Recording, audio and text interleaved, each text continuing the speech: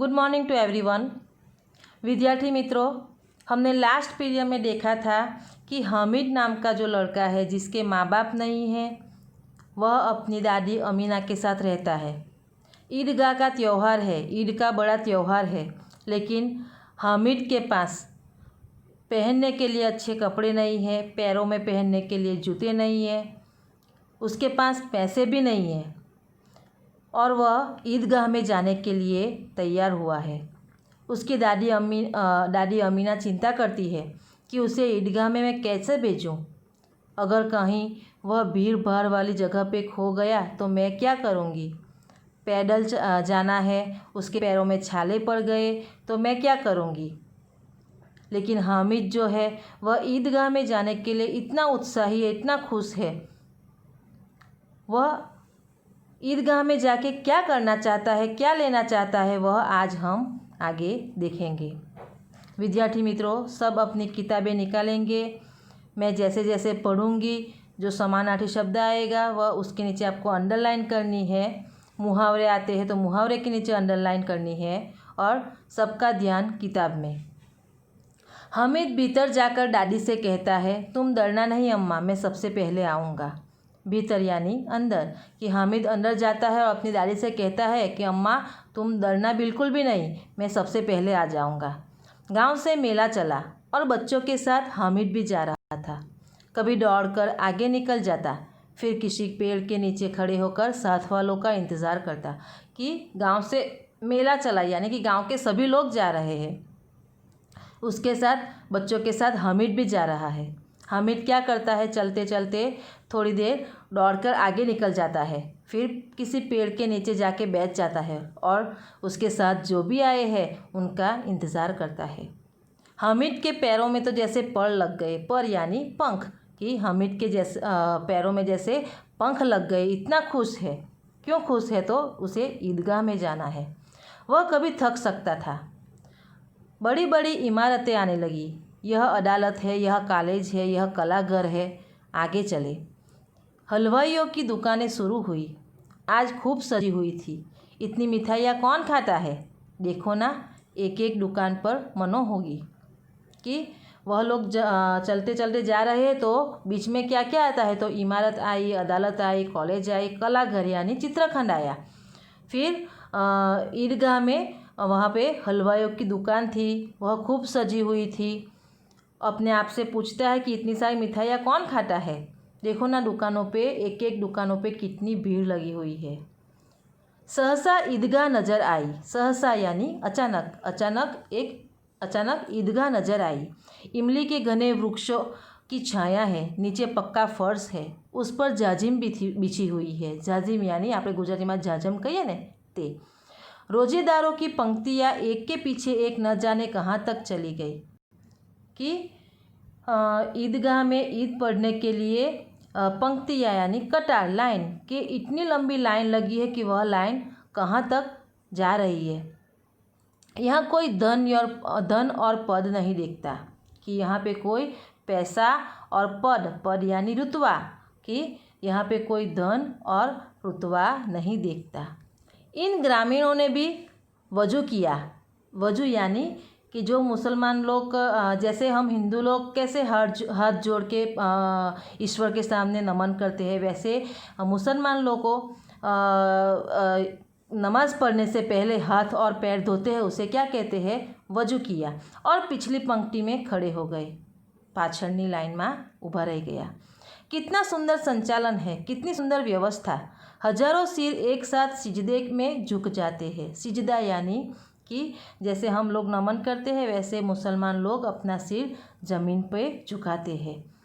फिर सब एक साथ खड़े हो जाते हैं, कि सबके सिर एक साथ झुक जाते हैं और सब एक साथ खड़े हो जाते हैं। मानो भातृत्व का एक सूत्र समस्त आत्माओं को एक कड़ी में पिरोए हुए है।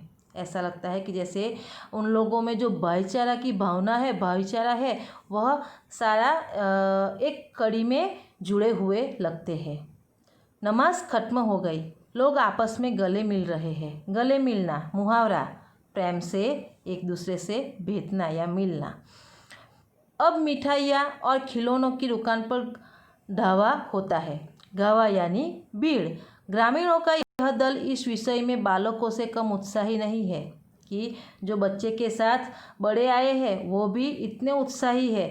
ईदगाह में यह देखो हिंदोला है, एक पैसा देकर चढ़ जाओ। कि देखो यह क्या है, हिंदोला यानी हिचको, कि एक पैसा दो और चढ़ जाओ। कभी आसमान पर जाते हुए मालूम होता है तो कभी ज़मीन पर गिरते हुए। कि हिंदोले पे बैठते हैं तो ऐसा लगता है कि जैसे आसमान में जा रहे हैं, और जब नीचे आता है ज़मीन पर तो ऐसा लगता है कि ज़मीन पर गिरते हुए लगते हैं। यह चरखी है, लकड़ी के हाथी, घोड़े और ऊँट छड़ों से लटके हुए हैं। कि ईदगाह में वो लोग गए हैं तो वहाँ पे क्या क्या है उसका वर्णन किया है। एक पैसा देकर बैठ जाओ और 25 चक्करों का मज़ा लो। कि एक पैसा दो, एक पैसा में कितने चक्कर लगते हैं, तो 25 चक्कर लगते हैं। महमूद, मोहसिन, नूरे और सम्मी इन घोड़ों पर बैठते हैं। ये जो बच्चे हैं वह सब घोड़े पे बैठते हैं। हामिद दूर खड़ा है। क्यों हामिद दूर खड़ा है? क्योंकि उसके पास सिर्फ 3 पैसे है। 3 पैसे तो उसके पास है। अपने कोष का 1/3 जरा सा चक्कर खाने के लिए नहीं दे सकता। कोष यानी खजाना और तिहाई यानी तीसरा भाग।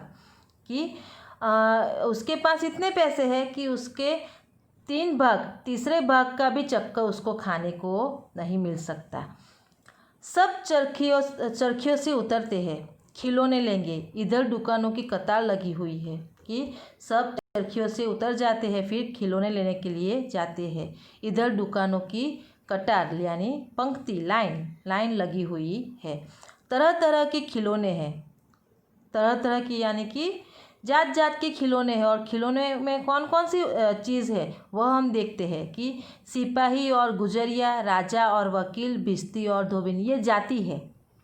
सिपाही, गुजरिया यानी गुजर जाति की स्त्री, राजा, वकील, भिश्ती यानी क्या, कि जो चमड़े के थैले से पानी धोने वाले व्यक्ति को क्या कहते हैं, भिश्ती। धोबिन यानी धोबी। वह लगता है अब बोलना ही चाहते हैं। क्या लगता है, यह खिलौने को देखकर ऐसा लगता है कि जैसे अभी बोल पड़ेंगे। महमूद सिपाही लेता है। महमूद क्या लेता है, सिपाही। उसका वर्णन अब देखो कि खाकी वर्दी और लाल पगड़ी वाला, कंधे पर बंदूक रखे हुए मालूम होता है। अभी कवायद किए चला आ रहा है। कि उसका खाकी वर्दी पहनी हुई है, लाल पगड़ी है, कंधे पे बंदूक है और कवायद यानी परेड करता हुआ लगता है। मोहसिन को भी भिश्ती पसंद आया। भिश्ती मैंने जो कहा वह, कि चमड़े के थैले में धोने वाले व्यक्ति को भिश्ती कहते हैं, उसको भिश्ती पसंद आया। कमर झुकी हुई, ऊपर मशक रखे हुए, मशक का मुंह एक हाथ से पकड़े हुए, कितना प्रसन्न है, शायद कोई गीत गा रहा है। बस मशक से पानी उड़ेलना ही चाहता है। मशक यानी जो भिश्ती लोग, जो मैंने कहा कि मशक का क्या मीनिंग होता है, कि चमड़े का थैला जिसमें पानी भरकर भिश्ती लोग ले जाते हैं उसे मशक कहते हैं। नूरे को वकील से प्रेम है। काला चोग, नीचे सफ़ेद अचकन, अचकन के सामने की जेब में घड़ी, सुनहरी जंजीर, एक हाथ में कानून का पोथा लिए हुए मालूम होता है। यह वकील का वर्णन है। कि वकील काला चोगा यानी जो काला कोट पहनता है वह, नीचे अचकन यानी जो पैंट पहनते हैं वह, और सामने अचकन के सामने की जेब में घड़ी, सुनहरी जंजीर यानी साकल, चेन, और हाथ में कानून का पोथा, जो कानून की किताब आती है वह लिए हुए मालूम होता है। अभी किसी अदालत से जीरा या बहस किए चले जा रहा है। जीरा यानी दलील, बहस यानी तकरार। कि जैसे ऐसा लगता है कि जैसे अभी अदालत से किसी से तकरार या दलील करके आ रहे हैं। ये सब 2-2 पैसों के खिलौने हैं। ये जो उन लोगों ने खिलौने खरीदे हैं यह कितने के पैसों के हैं, तो 2-2 पैसों के खिलौने हैं। हामिद के पास कुल 3 पैसे हैं। इतने महंगे खिलौने कैसे ले? कि हामिद के पास 3 पैसे, फिर भी वह ऐसा सोचता है कि इतने महंगे खिलौने कैसे ले सकता हूँ। खिलौना कहीं हाथ से छूट पड़े तो चूर चूर हो जाए। चूर चूर हो जाना मुहावरा है, तो चूर चूर हो जाना यानी टुकड़े टुकड़े हो जाना। कि कहीं हाथ से अगर छूट जाए तो खिलौने के टुकड़े टुकड़े हो जाएंगे। ज़रा पानी पड़े तो सारा रंग धुल जाए, कि थोड़ा सा पानी भी उस पर गिरे तो ऐसा लगता है कि सारा रंग उसका निकल जाएगा। ऐसे खिलौने किस काम के, उन्हें लेकर वह क्या करेगा। क्या कहते हैं कि जो छूट जाए तो उसके टुकड़े टुकड़े हो जाए, उसका रंग भी निकल जाए, तो ऐसे खिलौने मेरे किस काम के और उन्हें लेकर मैं क्या करूँगा। तो देखो बच्चों, आज हम यहाँ तक हमने समझा, पढ़ा। आप लोगों को भी घर पे जो मैंने पहले से पढ़ाया है वहाँ से लेकर यहाँ तक आपको अच्छे से पढ़ना है। जो शब्द में आपको नहीं समझ आए वह आप मुझे पूछ सकते हैं। जब भी ऑनलाइन क्लास हमारा होगा तब आप मुझे पूछ सकते हैं। समझ में आया बच्चों? Thank you.